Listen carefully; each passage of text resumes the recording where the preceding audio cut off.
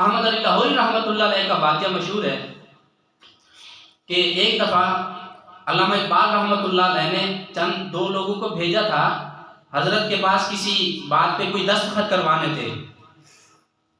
اب وہ دو بندے جب حضرت لاہوری رحمۃ اللہ علیہ کے پاس گئے تو آپ اپنے گھر کے باہر کھڑے تھے اور اپنے بیٹے کو انگلی پکڑ کے چل رہے تھے، ٹہل پھر رہے تھے۔ یہ لوگ جب وہاں پہ پہنچے تو کہنے لگے کہ حضرت ہمیں علامہ اقبال صاحب نے بھیجا ہے، یہ کچھ دستاویزات ہیں، ان کے اوپر دستخط کرنے آپ کی تائید چاہیے۔ تو فرمایا کہ بھئی آپ کے پاس پینسل ہے؟ وہ کہنے لگے ہمارے پاس پینسل نہیں ہے۔ تو حضرت فرمانے لگے کہ میں ابھی گھر میں نہیں جا سکتا۔ بڑے حیران کہ گھر میں کیوں نہیں جا سکتے؟ تھوڑی دیر کے بعد وہاں سے کچھ پولیس والے اور ایک سکھ جو تھانے دار تھا وہ باہر نکلا، وہ حضرت کے گھر کی تلاشی لے رہے تھے۔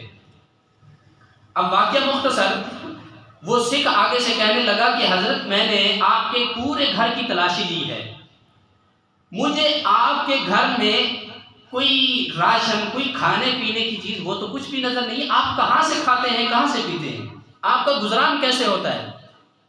تو حضرت فرمانے لگے جاؤ بے جاؤ، آپ کو یہ باتیں سمجھ نہیں آئیں گی، آپ جائیں۔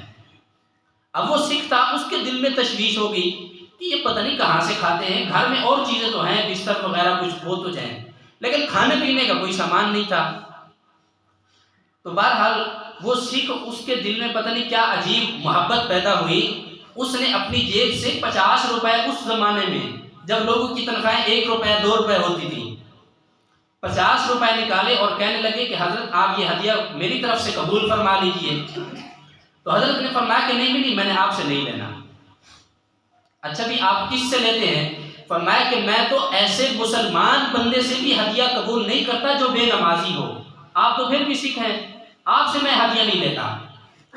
اب وہ سکھ تھا، اس کے دل میں بڑی عجیب آگ سی پیدا ہو چکی تھی۔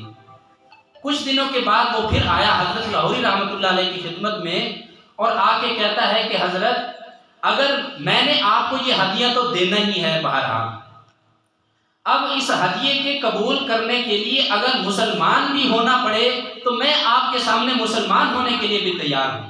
وہ سکھ تھانے دار آپ کے سامنے مسلمان ہوا، آپ نے ان کو وضو کروایا، نماز پڑھائی، اور نماز پڑھانے کے بعد پھر آپ نے وہ ہدیہ قبول کیا، اور پھر حضرت لاہوری رحمۃ اللہ علیہ فرمانے لگے کہ اب کچھ سمجھ میں آیا کہ اللہ تعالیٰ ہمیں کیسے رزق عطا فرماتے ہیں، کہ اللہ تعالیٰ پھر یوں رزق عطا فرماتے ہیں